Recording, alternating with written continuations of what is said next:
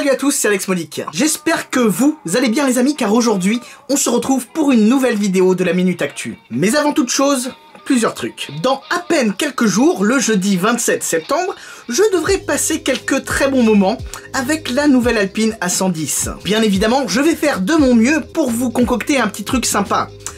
Mais est-ce que vous souhaitez voir quelque chose en particulier? Autre chose, le mondial de l'auto arrive à grands pas et je serai légèrement occupé. Donc autant vous le dire, je pense que la régularité des vidéos en pâtira légèrement. Quoi qu'il en soit, je remercie le dernier tipeur en date, Edwin de Guadeloupe. Merci. Bref, alors assez souvent, vous me demandez de parler de ceci ou de cela, d'aborder tel ou tel sujet. Mais le fait est que, malheureusement, je me dois de faire des choix. Car nous sommes d'une part limités dans le temps, et d'autre part, il y a trop d'informations quoi. D'autant plus que très franchement, certains sujets, je n'aurai rien à vous dire dessus. Soit je n'y connais strictement rien, soit pour le coup c'est une news qui n'appelle aucun commentaire. Bref, la Minute Actu, 25e épisode, AMG Project One, fin du diesel, Tesla, c'est parti.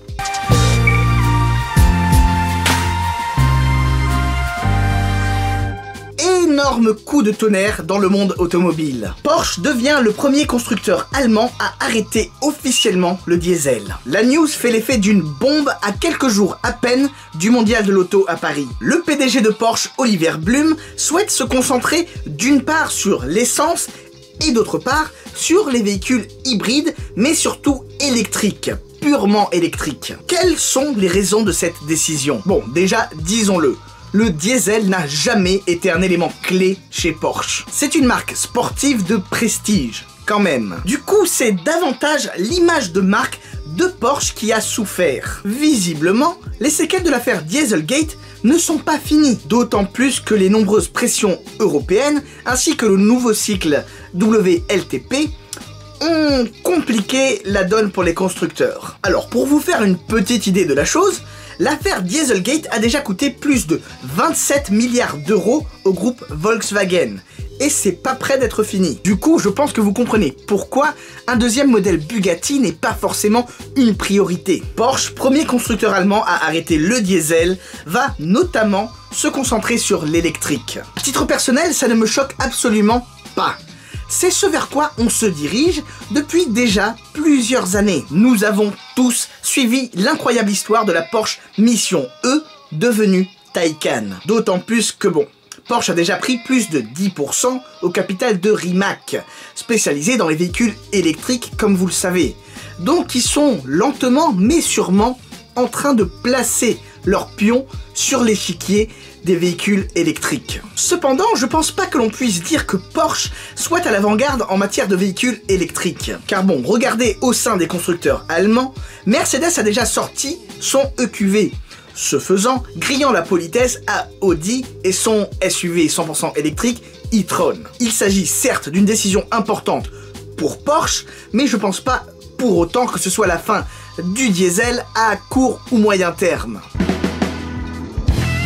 Maintenant parlons Mercedes-AMG Project One. Vous vous souvenez, la prochaine hypercar de Mercedes dont le concept a été présenté à Francfort en 2017.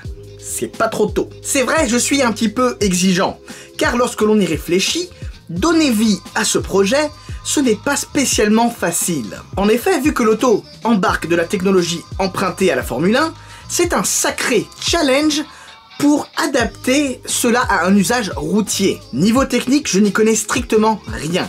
Mais je pense pas non plus qu'il s'agisse de desserrer une vis et c'est bon. Enfin bref, figurez-vous que pour la première fois, la Mercedes-AMG Project One a été aperçue en Écosse en train de faire des tests. Enfin, a été vue. Alors non, c'est pas une blague sur le camouflage, mais ça aurait pu. C'est juste que si l'on en croit la qualité des photos, il s'agit plutôt d'une communication officielle et donc contrôlée par Mercedes. Genre c'est pas des photos prises à l'arrache avec un smartphone par un pecno qui faisait sa randonnée ce jour-là. En tout cas, je trouve cela assez intéressant de voir que la Mercedes-AMG Project One est déjà en phase de test de développement routier public, preuve que le projet avance. Ce qui ne semble pas trop être le cas de la Aston Martin Valkyrie. Je dis ça, je dis rien. D'ailleurs, chose assez cocasse, les futurs proprios de la Mercedes-AMG Project One ont été invités en Allemagne pour faire les moulures des sièges. Très franchement, ça s'apparente davantage au gadget qu'à un élément clé dans le développement et la conception de la voiture. D'ailleurs, j'ai un pote qui a commandé sa Project One, mais qui n'y est pas allé, car il n'en voit pas d'intérêt. Si vous voulez mon avis, je pense qu'il s'agit tout simplement, pour Mercedes, d'un gadget pour maintenir, captiver l'intérêt et l'attention du client.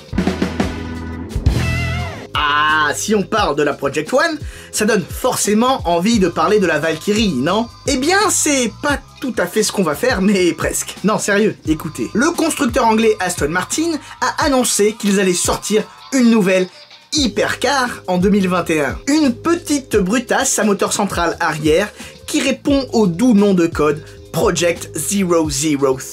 Oui, en anglais, oui. Très franchement, à l'heure actuelle, nous ne savons encore pas grand chose à son sujet, ce qui est normal, si ce n'est qu'elle aura une motorisation hybride avec de l'aéro active. Ouais, ce croquis-là, c'est tout ce qu'on a. Cependant, Aston Martin a quand même laissé sous-entendre que la Valkyrie restera au sommet de la chaîne alimentaire. Déjà car la Project 003 aura de la technologie dérivée de la Valkyrie. Donc, la Valk, c'est mieux quoi. Puis surtout, il y a le nombre d'exemplaires. Théoriquement, ce sont 500 unités de la Project 003 qui sont prévues, ce qui est beaucoup plus que les 150 exemplaires théoriques de l'Aston Martin Valkyrie.